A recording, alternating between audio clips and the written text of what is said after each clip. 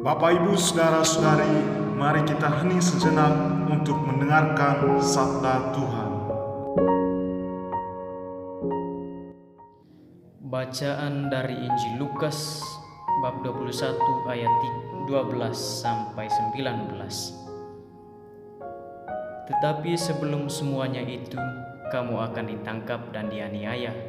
Kamu akan diserahkan ke rumah-rumah ibadat dan penjara-penjara, dan kamu akan dihadapkan kepada raja-raja dan penguasa-penguasa oleh karena namaku.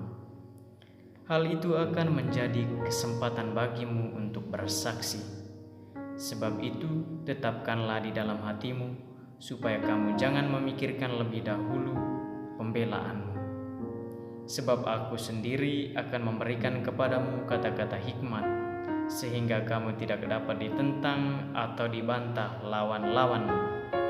Dan kamu akan diserahkan juga oleh orang tuamu, saudara-saudaramu, kaum keluargamu, dan sahabat-sahabatmu. Dan beberapa orang di antara kamu akan dibunuh, dan kamu akan dibenci semua orang oleh karena namaku. Tetapi tidak sehelai pun dari rambut kepalamu akan hilang. Kalau kamu tetap bertahan, kamu akan memperoleh hidup. Demikianlah Injil Tuhan.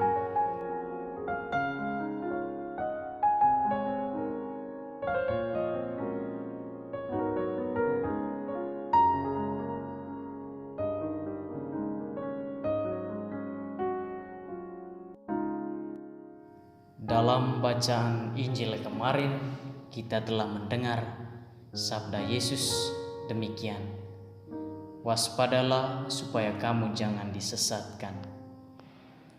Demikianlah pesan Yesus kepada murid-muridnya.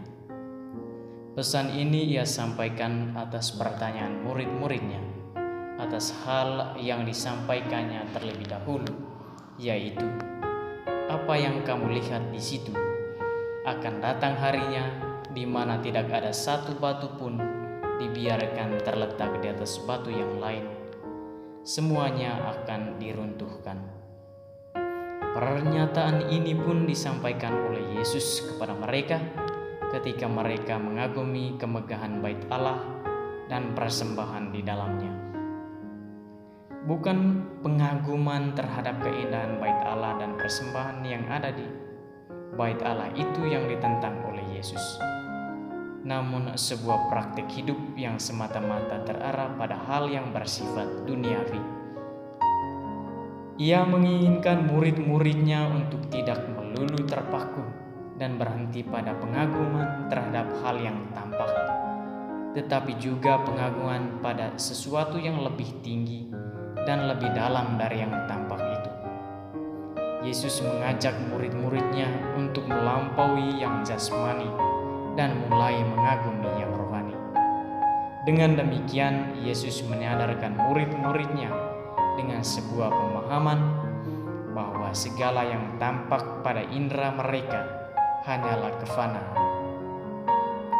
Segala keindahan maupun kekayaan yang mereka lihat, semisal kemegahan Bait Allah dan persembahan di dalamnya, atau segala harta kekayaan yang kebetulan ada di Bait Allah itu bersifat sementara. Kemewahan dengan demikian tidak berkontribusi apapun terhadap kebahagiaan dan keterpesonaan batin mereka.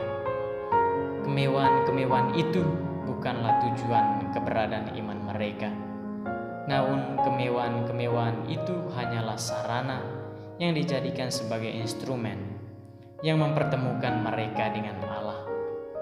Dengan demikian, ia mengajak murid-muridnya melalui sabdanya itu untuk beranjak dan beralih dari sebuah kenikmatan lahiriah kepada sebuah kebahagiaan rohaniah dengan cara mengantisipasi sesuatu yang akan terjadi.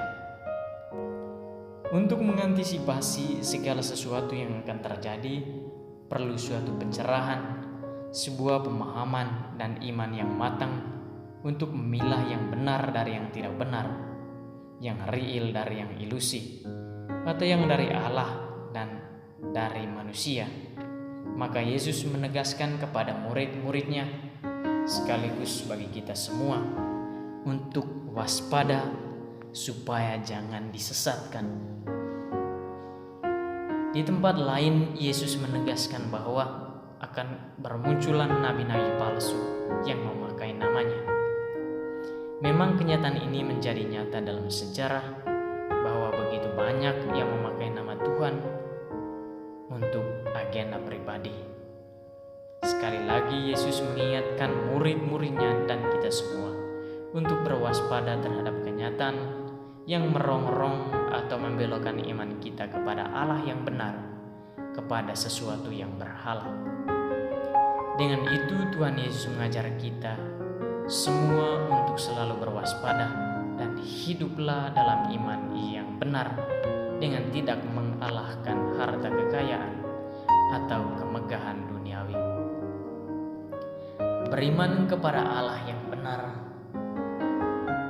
Saudara-saudariku yang terkasih, di tengah dunia yang penuh dengan ilusi ini, selalu menjadi minor dan bahkan menjadi lelucon bagi banyak orang. Karena sering sekali terjadi bahwa hidup yang dijalani menjadi sangat bertolak belakang dengan kehidupan orang pada umumnya.